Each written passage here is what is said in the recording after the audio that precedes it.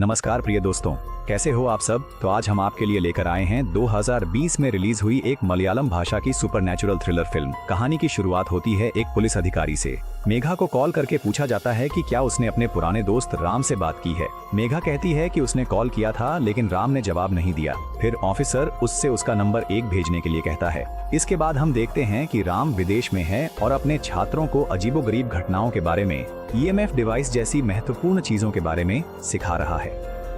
Class 1 खत्म होने के बाद राम की सहायक और प्रेमिका आना कहती है कि आज मेघा नाम की किसी लड़की के बहुत सारे कॉल आए थे। घर लौटने के बाद राम अपनी और मेघा की पुरानी तस्वीरें देखता है और अतीत की यादों में खो जाता है। तभी हमें समझ में आता है कि अतीत में इन दोनों के बीच कोई रिश्ता था। इसके बाद जब राम आना के साथ कॉफी पीने जाता है तो पुलिस के DGP जोसेफ उसे कॉल करके पूछते हैं कि क्या उसने रियलिटी TV शो की हत्या की घटना के बारे में सुना है। राम कहता है, माफ कीजिए, उन दिनों मैं स्थानीय खबरें ज्यादा नहीं देखता था। तब जोसेफ हमें बताता है कि यह एक बहुत ही जटिल केस है। 6 रहस्यमय मौतें हो चुकी हैं और उनमें से एक है तुम्हारी दोस्त मेघा का पति रवि, जो उस शो का डायरेक्टर था। कॉल कट होने के बाद राम YouTube पर इस खबर के बारे में देखता है। तब उसे पता चलता है कि पुलिस को बिजॉय नाम के एक व्यक्ति पर शक है, जो फिलहाल कोमा में है और उसके शरीर में कार्बन मोनोऑक्साइड गैस पाई गई है। जब तक उसे होश नहीं आता तब तक पूरी सच्चाई जानना संभव नहीं है। इसी तरह कुछ लोग इस घटना को अजीब या अलौकिक भी बता रहे हैं। इन सब के चलते 1-2 दिन में राम अपनी प्रेमिका से अना के साथ मेघा के घर जाता है। मेघ भाई को देखते ही वह गले लग जाता है। अंदर जाकर उसकी मुलाकात जोसेफ से होती है। वे कुछ देर तक केस के बारे में बात करते हैं। इसके बाद राम मेघा से पूछता है कि क्या वह घर पर अकेली है। वह कहती है, नहीं, मेरे माता पिता थे, लेकिन मुझे लगा कि तुम्हें यह केस देखने के लिए यहाँ आना चाहिए, इसलिए मैं उन्हें घर भेजकर खुद आ गई।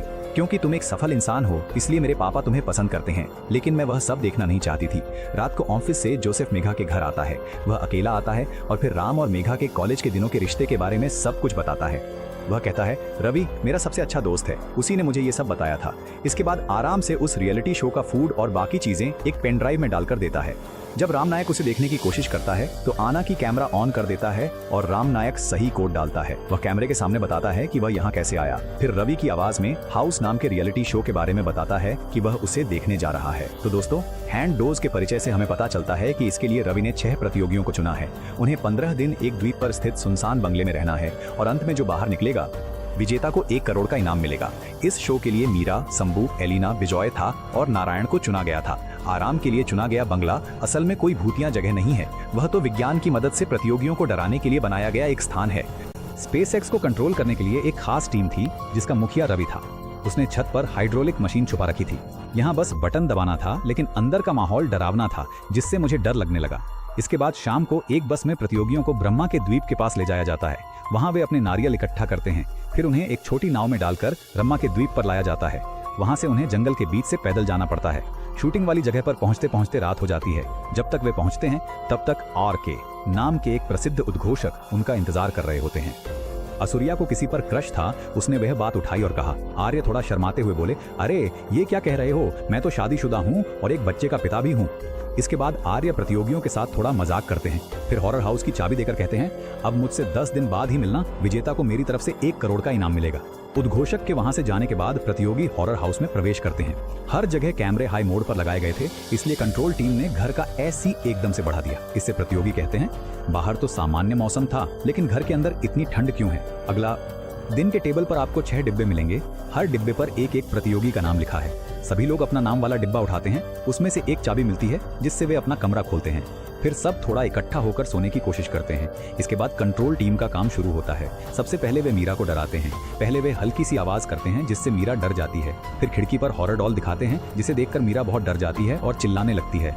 आवाज सुनकर बाकी लोग वहां आ जाते हैं, लेकिन उनके आने से पहले ही कंट्रोल टीम हॉरर डॉल को छुपा देती है।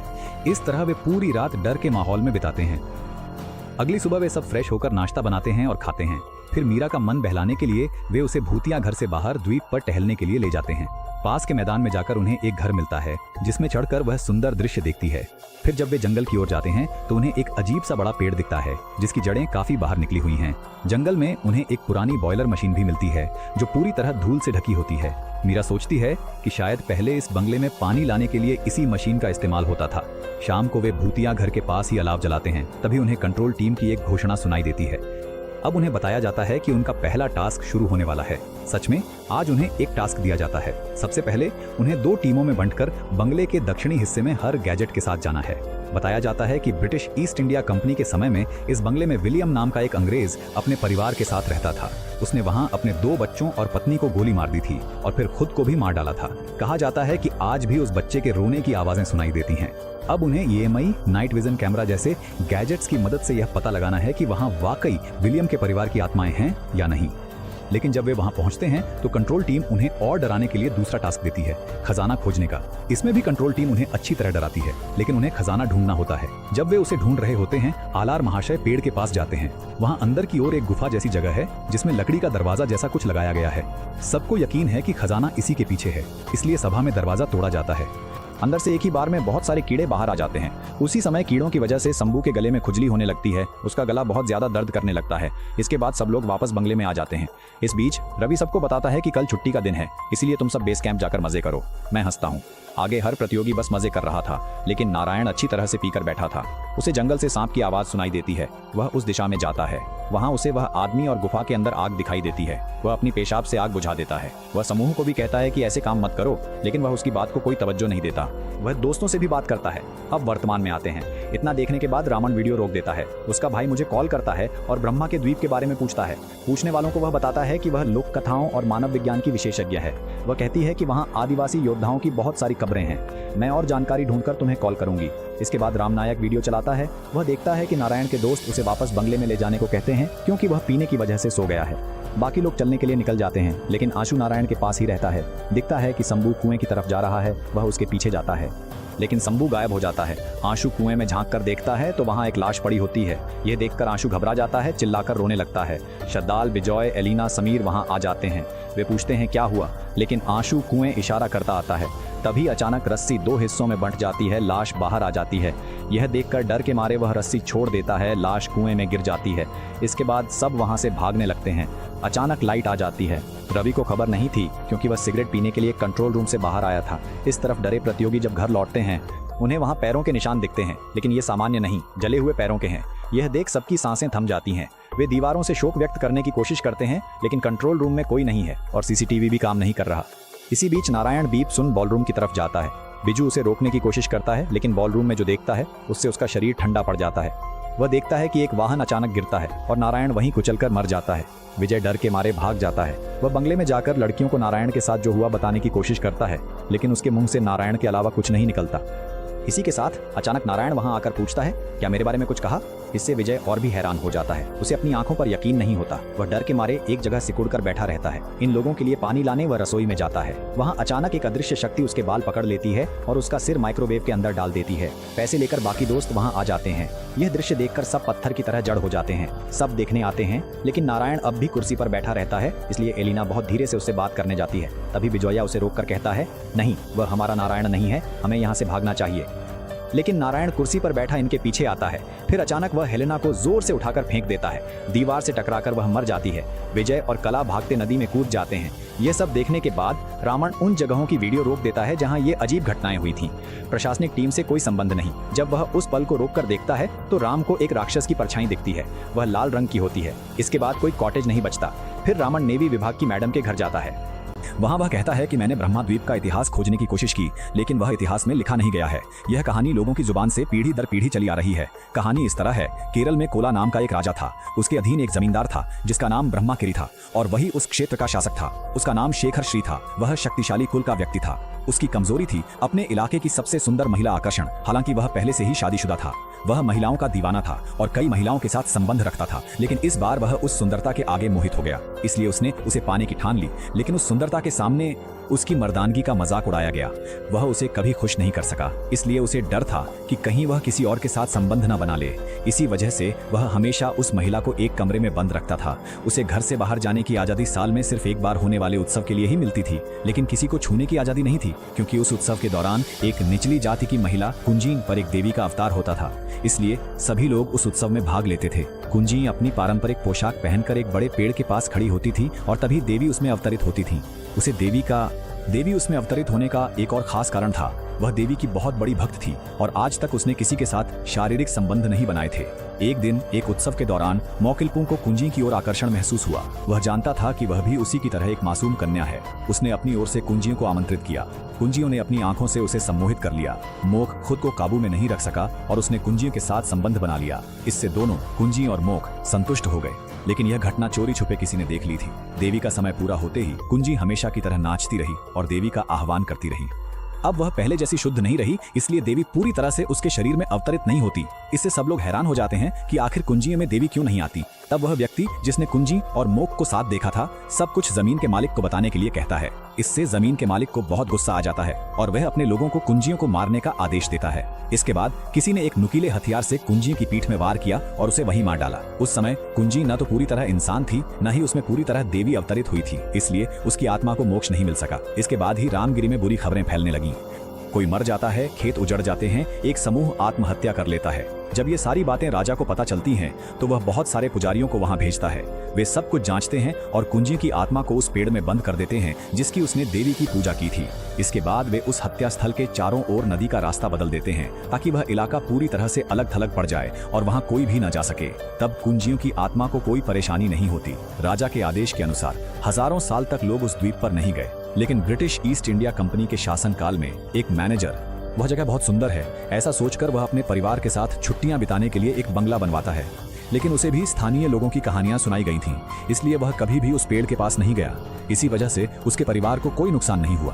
तो दोस्तों, इससे हमें यह स्पष्ट होता है कि रवि ने प्रतियोगियों को डराने के लिए ही वह झूठी कहानी सुनाई थी कि यहाँ विलियम ने अपने परिवार को मारकर आत्महत्या कर ली थी। गोंजा की कहानी जानने के बाद रावण ब्रह्मा के द्वीप पर जाने की योजना बनाता है। लेकिन उसी समय ये लोग भी वहां जाने के लिए तैयार हो जाते हैं क्योंकि आश्रम की सहायिका को भी वहां जाना पड़ता है। रास्ते में राम को नींद आ जाती है। तब ये ज्ञान लोग बात करते हैं, क्या तुम जानते हो बचपन में रावण को भूत प्रेतों से बहुत डर लगता था। अब देखो उसका पेशा ही भूत प्रेतों पर रिसर्च करना है। फिर आन पूछता है कि तुम दोनों अलग क्यों हुए। वह बताती है कि रावण निचली जाति का है लेकिन वह असफल व्यक्ति भी नहीं है, इसलिए मेरे माता पिता हमारे रिश्ते के लिए राजी नहीं हुए। राम ने कोशिश छोड़ दी और सीधे विदेश चला गया। उसने मेरे लिए लड़ाई भी नहीं की। फिर पूछा जाता है तो तुमने राम को पाने के लिए क्या किया। वह भी हार मान चुकी थी इसलिए कुछ नहीं किया। खैर, जब वे लोग भूतों के घर पहुंचते हैं तो रावण आधी रात तक रुकता है क्योंकि ऐसी शक्तियां आधी रात के बाद ही बाहर आती हैं, इसलिए तीनों बैठकर बातें करते रहते हैं। कुछ घंटों बाद अचानक एक अदृश्य शक्ति इस गाय के साथ कुर्सी को भी पीछे खींच लेती है। सब हैरान रह जाते हैं। रमण अपने उपकरणों से उस शक्ति को पकड़ने की कोशिश करता है। मेघा को भूत प्रेत दिखने लगते हैं। उसे लगता है कि राम उसे भेज रहा है और वह उसके वश में हो जाती है। थोड़ी देर बाद उसे समझ में आ जाता है। रमणी आना बात करती है और वह डिवाइस सक्रिय करती है, लेकिन इस घटना में नीली रेखाएं बन जाती हैं जैसे किसी ने जोर से पकड़ा हो। थोड़ी ही देर में मेघा के शरीर पर एक अनजानी शक्ति हावी हो जाती है जिसे रामन नियंत्रित कर रहा होता है। यह नाटक बहुत मुश्किल हो जाता है क्योंकि यह नियंत्रण में आ जाता है। उसके शरीर में एक ताकत आ जाती है, इसलिए रावण किसी तरह उसे कुर्सी से टकरा देता है। घर में घटनाएं घटने लगती हैं।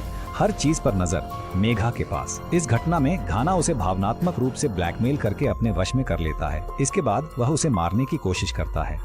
उस समय रावण नहीं होता। विज्ञान को दूसरों से अलग करके अचानक मेघा अपने सारे कपड़े उतारकर राम को आकर्षित करने की कोशिश करती है। वह खुद को नियंत्रित करते हुए बार बार मेघा को कपड़े पहनाती है, लेकिन वह बार बार कपड़े उतार देती है। तब हमें समझ आता है कि मेघा के शरीर से एक आत्मा बाहर आ रही है। वह कहती है कि उसके जीवन में केवल एक बार ही वह संतुष्ट हुई थी, उसके बाद उसके पति ने धोखा दिया था, इसलिए उसकी आत्मा अब भी विश्वास और तृप्ति की तलाश में है। वह रावण के साथ मिलकर अपनी प्यास बुझाने की कोशिश करती है क्योंकि रामानुजन भी एक निम्न जाति का व्यक्ति है। लेकिन रावण किसी तरह मेघा को कपड़े पहनाकर उसे धक्का देकर बाहर निकाल देता है। तभी उसके डिवाइस से पता चलता है कि बंगले में कहीं और भी एक आत्मा मौजूद है। राम बाहर जाता है, फिर अंदर आकर दरवाजा बंद कर लेता है। उस तहखाने में एक आत्मा प्रवेश कर चुकी होती है। वह आत्मा कुछ जो तानाशाही शासन महसूस कराती है, संस्था चलाने की कोशिश कर रही हो। लेकिन एक मंदिर घर के अंदर पेड़ों से गिरकर जमीन पर आ जाता है। राम को इससे मृत्यु का दुख होता है। उसकी प्रेमिका कैसे मरी थी समझ आता है। वह सीसीटीवी की जांच करता है। कुछ की आत्मा को वश में करने पर उससे छुटकारा मिल सकता है। नागसेना छुपकर छोटी आत्मा को भेजता है, लीजिंग ढूंढता है और पेड़ों के घर से नीचे फेंक देता है। शांति की ओर लौटना है, लेकिन उसे होश नहीं आता कि उसने अपनी ही प्रेमिका को अपने हाथों से मारा नहीं है। यह जानकर राम को और भी ज्यादा दुख होता है। तभी फिर से उसके बारे में छोटी आत्मा आती है। वह भी कुंजी की तरह पहले नदी के पास जाती है, फिर देवी को प्रसन्न करने के लिए अपनी पारंपरिक पोशाक और मुखौटे पहनकर उस बड़े पेड़ के पास जाती है। आग का एक गोला घुमाती है और अच्छे से नाचती है। अगर आप पूछें कि वह कितनी थकी थी तो वह इतनी थक चुकी थी कि अपने शरीर पर नियंत्रण नहीं रख पा रही थी। इस बीच मेघा किसी तरह खुद को आजाद करवाकर राम के पास जाती है। वह पूरी तरह बेहोश थी, इसलिए राम उसे कार में डालकर वापस शहर की ओर निकल पड़ता है। तभी राम को होश आता है। उसी समय आयुष मैडम से एक मैसेज आता है। उसमें लिखा होता है कि चाहे कुछ भी हो, पेड़ को मत छूना, नहीं तो कुंजिंग की आत्मा पूरी तरह शक्तिशाली हो जाएगी। यह जानकर राम को समझ आ जाता है। सुबह होते ही कुंजिंग की आत्मा उसे नियंत्रित करने लगती है, इसलिए वह कार को खंभे से टकराकर नदी में गिरा देता है ताकि कुंजिंग की आत्मा को भी परलोक भेज सके। नदी में कूदने से पहले वह नदी से संकेत के रूप में पूछता है कि क्या हमें कॉलेज के वादे पूरे करने चाहिए। वह भी सिर हिलाकर सहमति देती है। उनके कॉलेज का वादा था कि अगर मरना है तो साथ मरेंगे। वैसे भी मेघा का पति मर चुका है और अब राम के बचने की कोई उम्मीद नहीं, क्योंकि रात होते ही कुंजिंग की आत्मा उसे नियंत्रित कर लेती है। इसलिए अब जीने की कोई इच्छा नहीं और वह भी राम नायक के साथ मरने को तैयार हो जाती है। दोस्तों, निर्देशक कहानी को अधूरा छोड़कर फिल्म खत्म कर देता है। अगर आगे डरावना या सुंदर होता तो अच्छा होता, लेकिन ऐसा कुछ नजर नहीं आया। हम अगली वीडियो में मिलेंगे। ध्यान से रहिए। देखने के लिए धन्यवाद।